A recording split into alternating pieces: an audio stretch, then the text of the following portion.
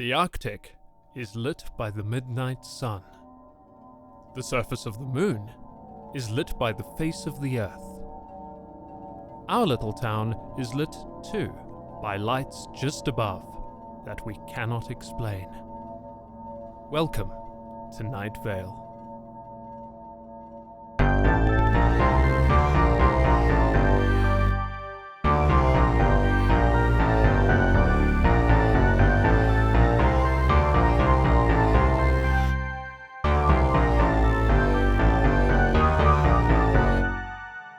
The Night Vale Daily Journal has announced that they will be cutting back their publication schedule to Monday through Thursday only, due to the economic downturn and a massive decline in the literate population. The Thursday Daily Journal will now be called the Weekend Edition, and on Sundays, newspaper kiosks, usually filled with important newsprint, will be filled with 2% milk. When asked, why milk? The journal's publishing editor, Leanne Hart, said, "It is important that we maintain an unbiased approach to news reporting." The Night Vale Business Association is proud to announce the new Night Vale Stadium next to the Night Vale Harbour and waterfront recreation area. The stadium will be able to seat 50,000, but will be closed all nights of the year except November 10th. For the annual Parade of the Mysterious Hooded Figures, in which all of our favourite ominous hooded figures, the one who lurks under the slide in the Night Vale Elementary Playground, the ones that meet regularly in the dog park, and the one that will occasionally openly steal babies, and for a reason no one can understand, we all stand by and let him do it, all of them will be parading proudly through the Night Vale Stadium. I tell you, with these new facilities, it promises to be quite a spectacle. And then it promises to be a vast, dark, and echoey space for the other meaningless 364 days of the year.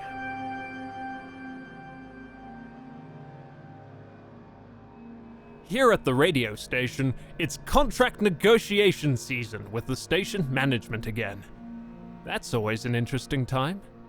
Now, obviously, I'm not allowed to go into details, but negotiation is tricky when you're never allowed to glimpse what you're negotiating with. Station management stays inside their office at all times, only communicating with us through sealed envelopes that are spat out from under the door like a sunflower shell through teeth. Then, in order to respond, you just kind of shout at the closed door and hope that management hears.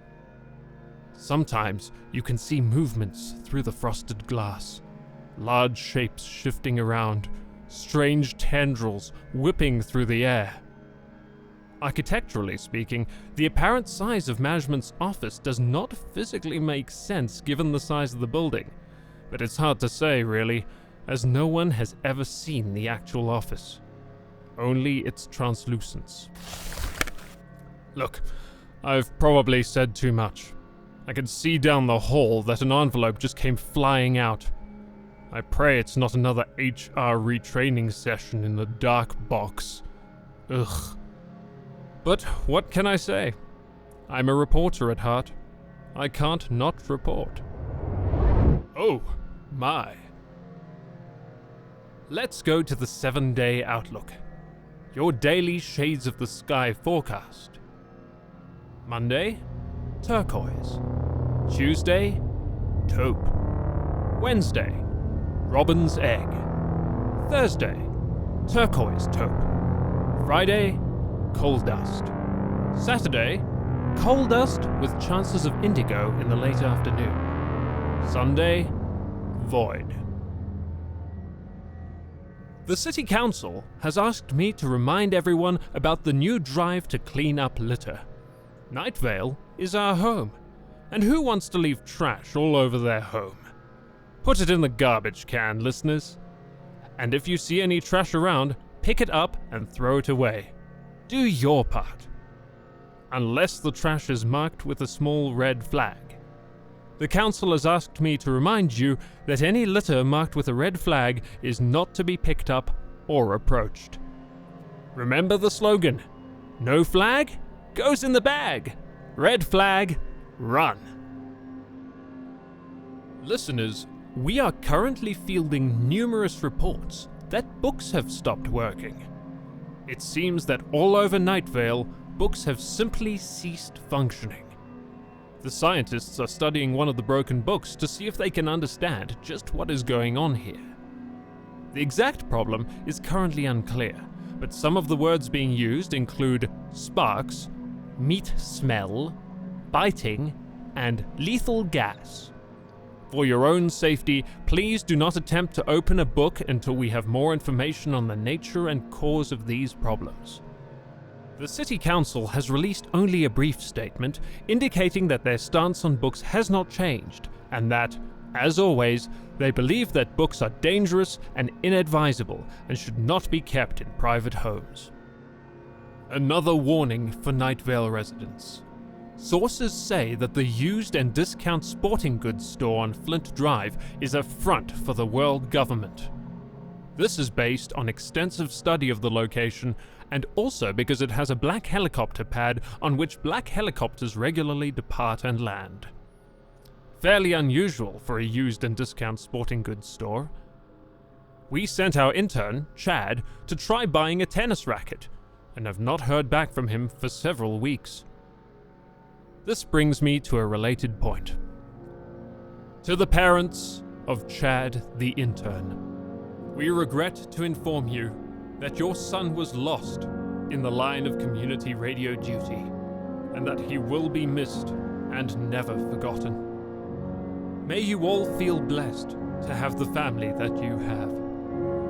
And if you're looking for sporting goods, check out Play Ball right over by our own Night Vale community radio station.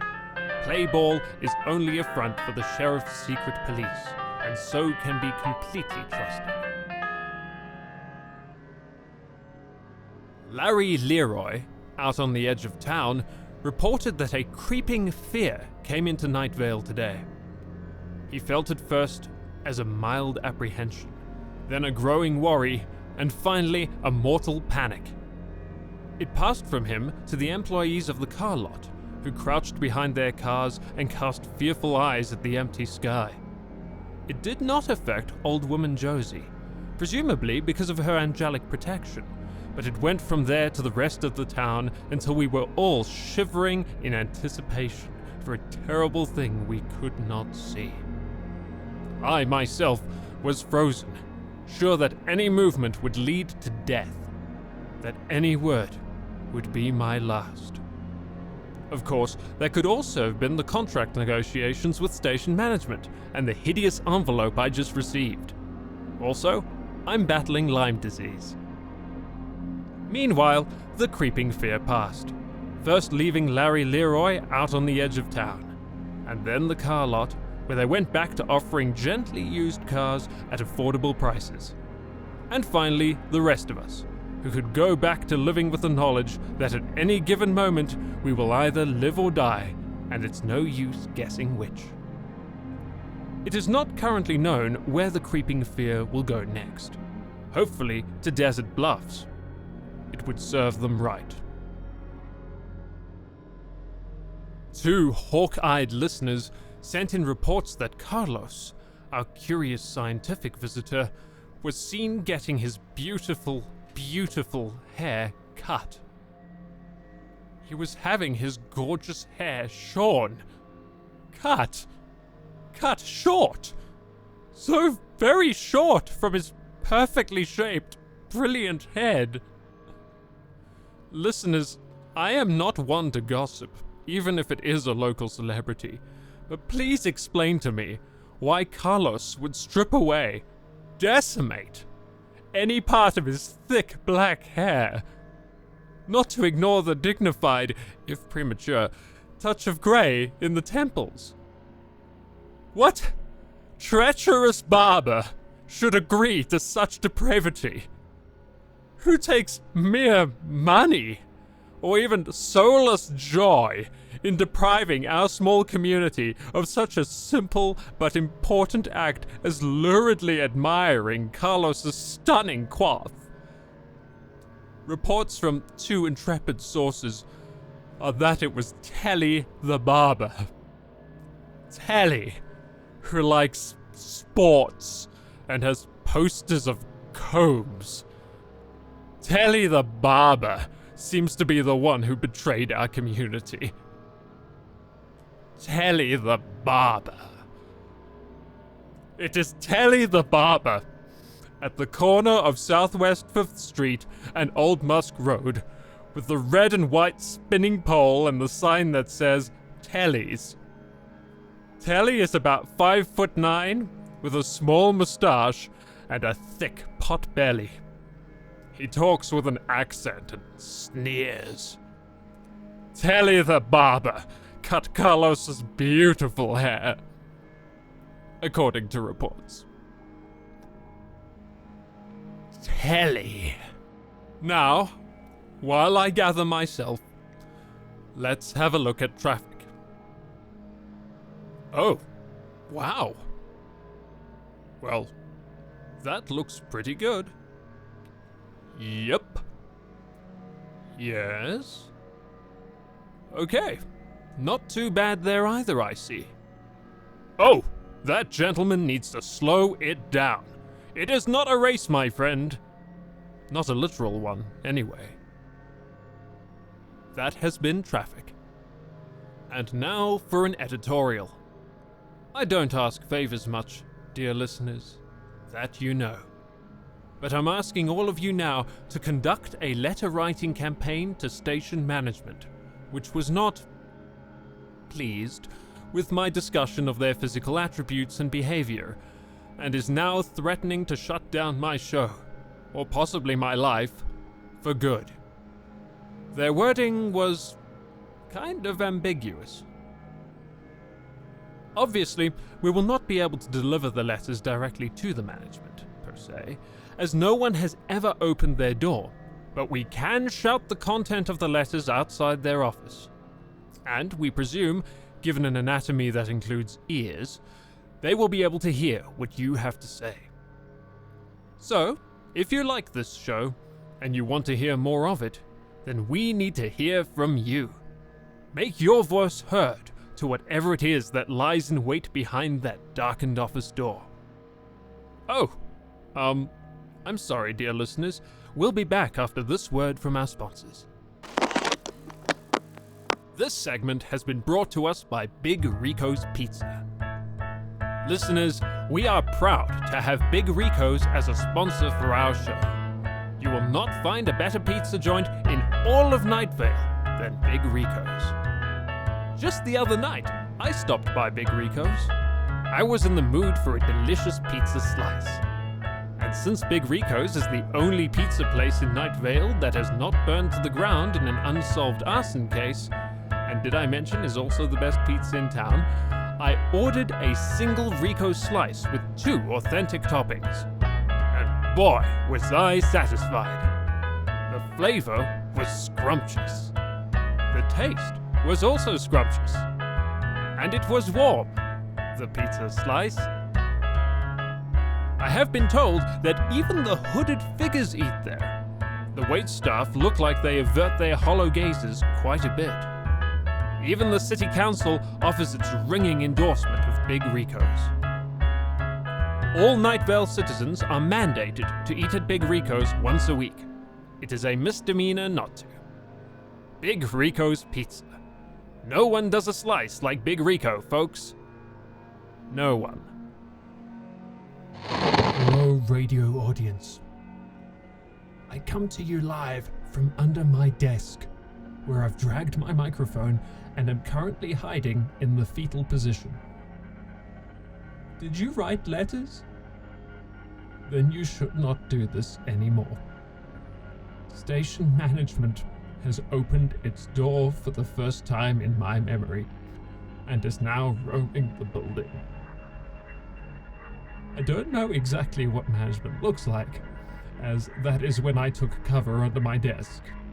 And I can only hope that they're not listening to what's going out right now, or else I may have sealed my fate.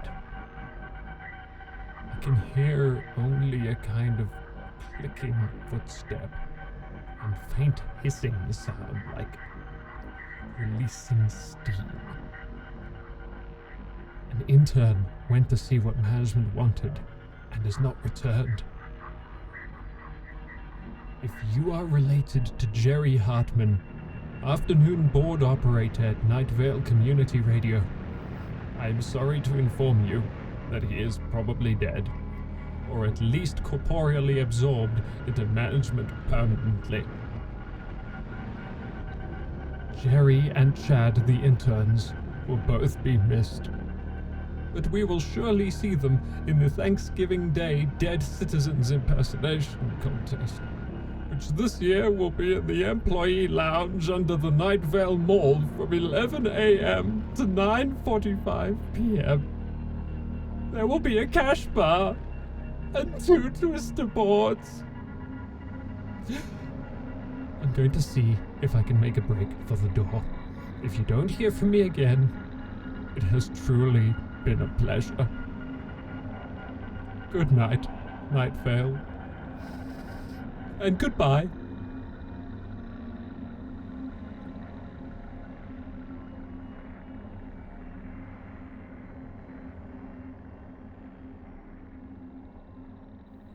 Today's proverb. There's a special place in hell. It's really hip. Very exclusive.